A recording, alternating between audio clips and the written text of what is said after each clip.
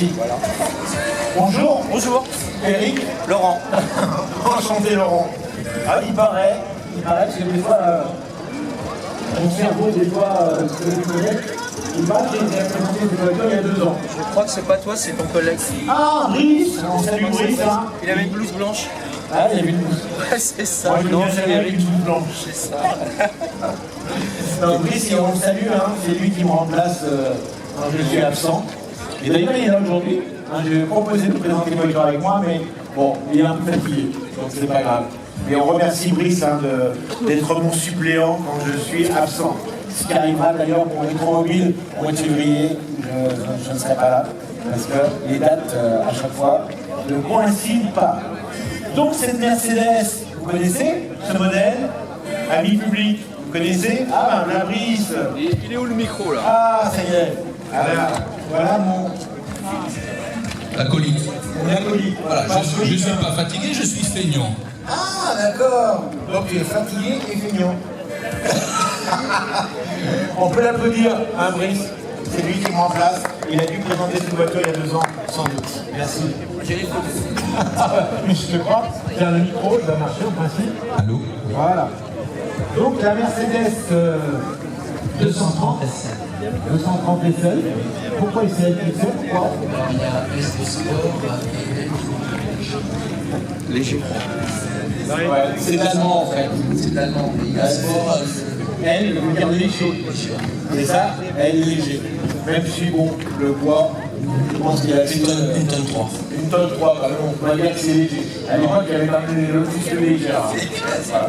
Donc les premières séries vont remplacer un modèle que j'ai présenté, je crois, le mois dernier ou il y a 2 mois, la 190 SL. Donc elle va remplacer en 63, je crois. Hein, la 190 SL qui faisait, comme son nom l'indique, 1,9 par la 230. 2 litres 3, mais on passe d'un 4 cylindres, la 190 SL, à un 6 cylindres en ligne. 150 chevaux. 150 chevaux. Alors bien sûr, comme ça, celle qui l'a précédée, la 190 SL, c'est un cabriolet, avec son hardtop bien particulier, qu'on appelle Pagode. Oui. Pourquoi on l'appelle Pagode? Ça, je sais pas. Alors, ok, on va le demander au public quand même, voilà, parce que le public des fois il regarde, mais pourquoi on l'appelle Pagode et pourquoi ce hardtop est si particulier? C'est les habitations. Ah, il faut se mettre devant pour voir le style de cette voiture. 64. Alors, regardez le toit comment il est. Il est concave. Et du coup, le pare-brise, il est comment? Bah pareil. Il suit la courbure. Voilà. Alors, je peux pas vous dire pourquoi cette forme a marqué les esprits, parce que c'était original à l'époque. C'est peut-être un effet aérodynamique, mais c'est ce qu'il y a, on l'a surnommé cette voiture Pagode. Donc on l'a s'appelait 230 SL. Voilà. Donc bien sûr c'est un hardtop. On peut avoir le hardtop, c'est tout, ou alors le hardtop et la capote.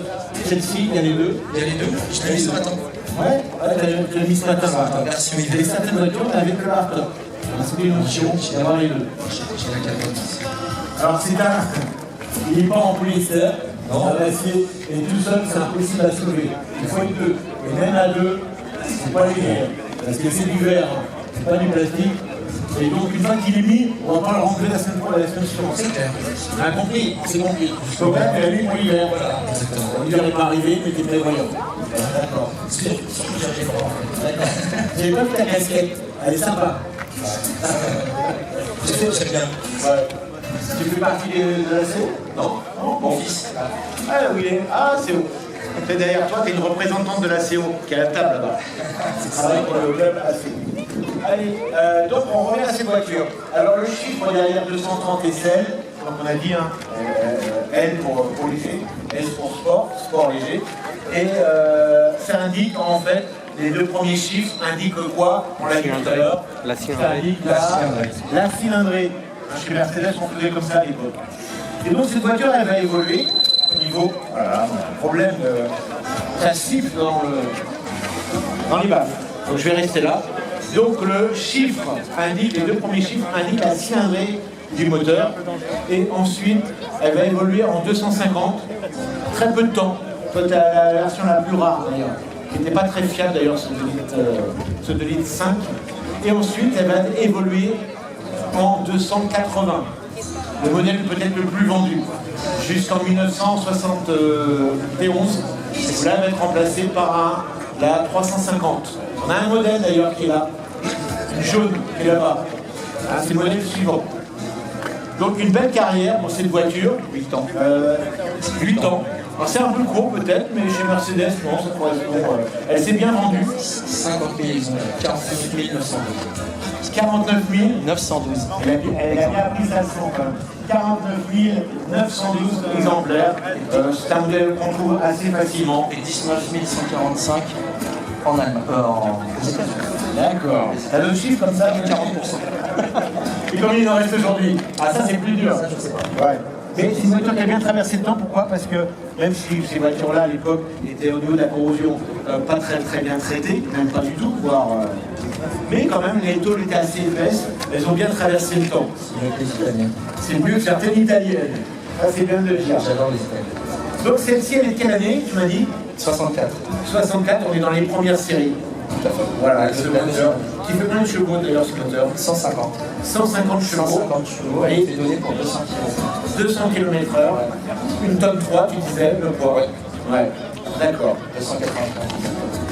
C'est sa couleur d'origine, ce blanc d'origine. très blanc, neige. Un blanc cassé, un peu crème, mais c'est sa couleur d'origine. Alors j'ai souvent dit, parce que c'est un truc qui m'a marqué quand j'étais gamin, un gamin ado, j'étais apprenti carrossier. Et mon patron en avait une à l'époque. Et vous savez, quand vous êtes apprenti dans le garage, qu'est-ce que vous faites le vendredi? Moi à l'époque c'était comme ça. Et bien avant de partir, on balaye le garage. Et ça doit être nickel. Hein. Et on avait la voiture du patron. Et le patron, il avait quoi? Il avait ce genre de voiture. Hein. Pour ceux qui ont connu Pignon à l'époque, Monsieur Pignon, à Rennes, carrossier, qui est décédé depuis, bien sûr. Donc François, c'est plaisant. Non, rien à voir.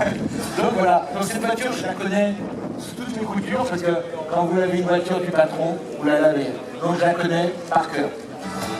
Niveau carrosserie, niveau des formes. L'intérieur,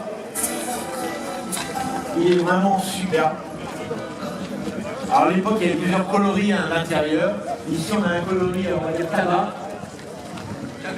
Camel, tu veux caramel. Camel, caramel. Aussi en bordeaux, en rouge, en noir. Donc c'est du cuir ou c'est un Sky il y avait un Sky chez Mercedes qui avait un nom bien. C'est du cuir. Je peux me permettre de m'asseoir? On va décrire avec vous le tableau de bord de cette voiture. Je rappelle le propriétaire de l'Ascona, l'Opel Ascona, s'il désire finalement présenter sa voiture, c'est ok, et qu'il vienne me voir avant. Alors, regardez ce volant. Alors, il y a un truc chez Mercedes à l'époque, il faut savoir, que les volants, ils étaient de quelle couleur? Ils étaient noirs. Et si on voulait un volant blanc, on disait à l'époque ivoire, eh bien, il fallait payer un supplément. Et moi, quand j'étais gamin, que je m'intéressais déjà aux voitures, je regardais les voitures dans ma rue qui avaient le volant blanc.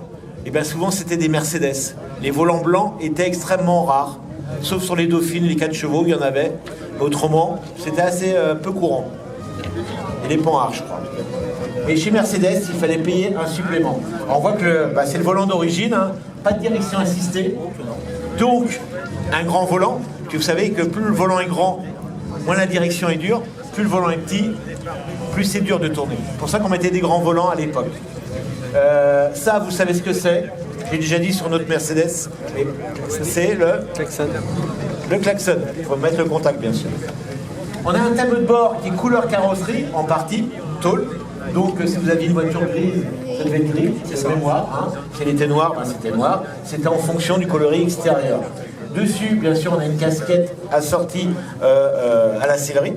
Donc ici, camel, comme tu disais, avec même, il y a même du bois. Regardez le tour du pare-brise, Là, c'est pas du faux bois. On était déjà développement durable. Voilà, on avait déjà du bois. Une voiture très très bien finie, comme vous pouvez le voir, hein, avec des garnitures vraiment partout. Des pare-soleil, regardez l'épaisseur des pare-soleil, vraiment très très épais. Ouais, c'est pas grave. Et regardez, on retrouve du bois sur la partie de la lunette arrière également. Voilà. Alors, à l'arrière, il y a une console également en bois. C'est le vide-poche central, avec le fameux petit. À l'époque, on fumait dans les voitures. On avait d'ailleurs quelque part un allume-cigare. Je ne sais pas où il est, mais il y a un allume-cigare quelque part.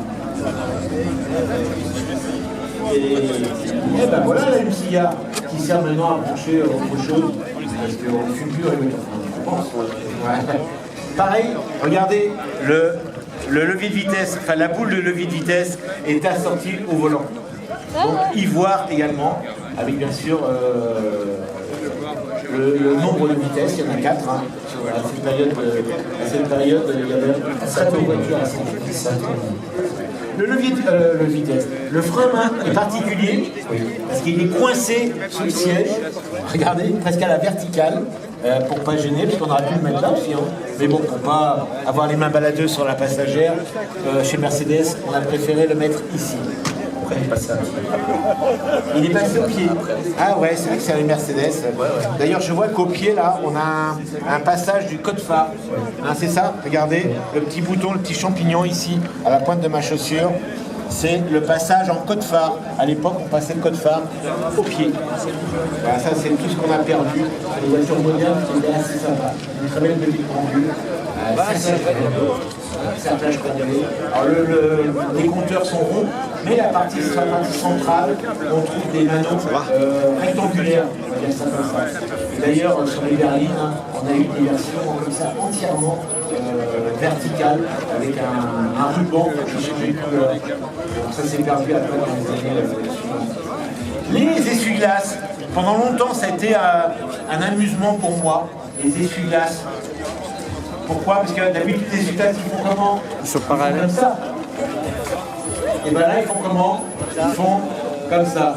Moi, quand j'étais gamin, comme mon père avec des Mercedes, ça m'amusait beaucoup. Voilà. Je sais pas pourquoi d'ailleurs, hein, mais bon, ça nettoyait aussi bien que la télévision.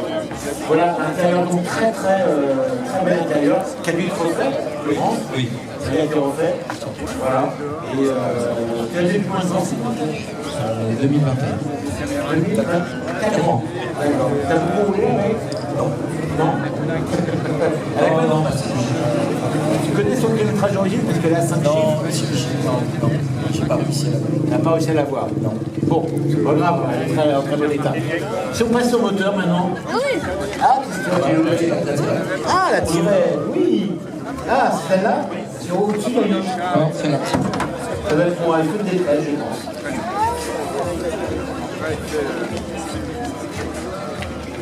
Là aussi, un truc que j'ai pas vu aussi, c'est la condamnation, je pense, des portes.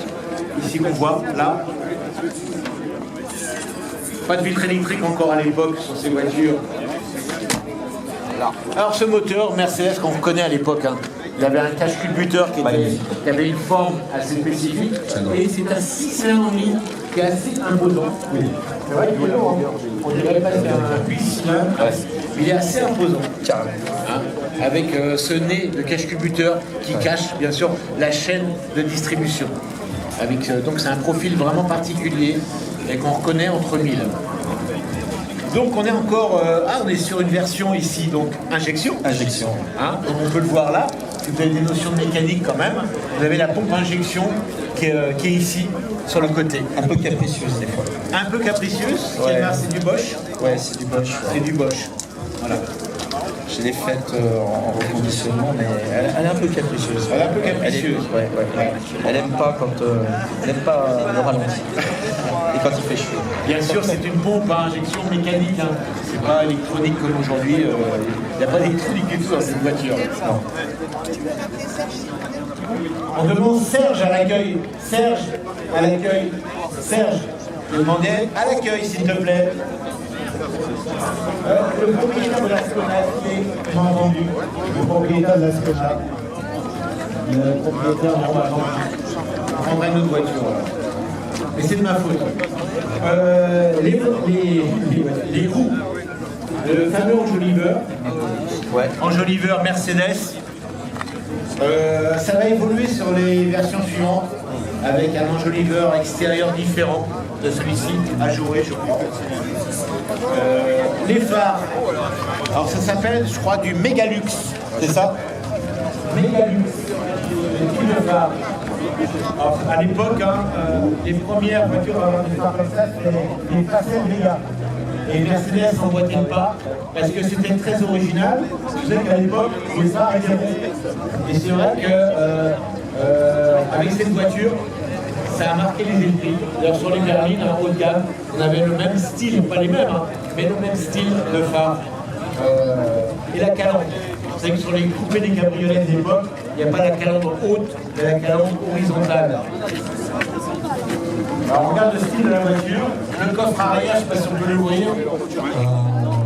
Non, on peut l'ouvrir. Mais regardez la finesse de cette voiture. Il faut se remettre comme la Carmangia. Regardez le profil de la voiture. C'est ça. Bon, je ne sais pas, il faut la claquer. Regardez le petit quoi, le petit hardtop, très fin, très lumineux parce que le hardtop il est très haut. Regardez la hauteur des vitres. Pour l'époque, c'était assez incroyable. Parce qu'à l'époque, les vitres étaient beaucoup plus basses. Et là, on a une luminosité de l'habitat qui est assez incroyable. Franchement. Et regardez le style arrière. À l'époque, Mercedes sortait des ailerons. Et là, on a essayé de les atténuer. Et on a quand même encore des petits ailerons à l'arrière. Assez arrondis, avec ces petits feux 64. qui reviennent sur le côté. Et des demi-pare-chocs. Là aussi, c'est pour alléger la ligne. Donc, c'est une voiture que tu m'as dit 4 ans. 4 ans, t'as pas beaucoup roulé avec. Non.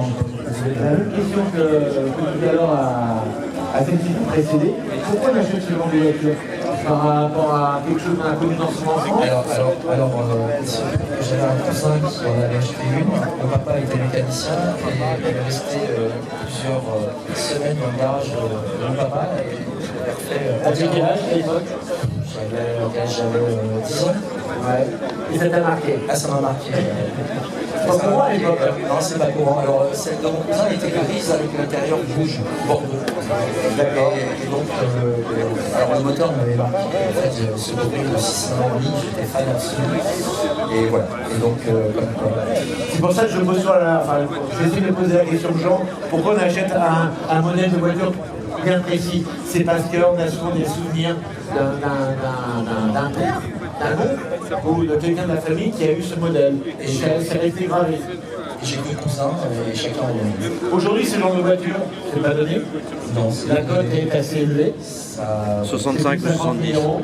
Même plus encore. On arrive à 80, peut-être entre 50 et 80, voire plus. Suivant l'état et suivant la motorisation. Ouais, ça va. Alors, on peut commencer suivant l'état à 50, 60 000 euros jusqu'à plus de 200 000 euros. Plus de 200 000? Ouais, plus de 200 000. D'accord. Donc suivant l'état, c'est l'état. Voilà, suivant l'état, il y en a qui sont quasiment neuves. On trouve toutes les pièces, mais il y en a qui sont quasiment neuves et donc alors, aujourd'hui, on trouve pratiquement toutes les pièces de cette voiture grâce au département classique de chez Mercedes. Mais ça reste. Mais ça douille. Ça douille. Comme les W. Ça existe, mais c'est pas donné. La petite baguette là, 400 euros. La petite baguette là, 400 euros, c'est pas donné. Bon. C'est pas donné. Mais bon, quand on aime. Voilà. Quand on aime, on va te laisser repartir. Attention à ta porte qui est mal fermée. Et mesdames et messieurs, on peut l'applaudir. Merci à toi d'avoir présenté cette voiture pour la 2e fois.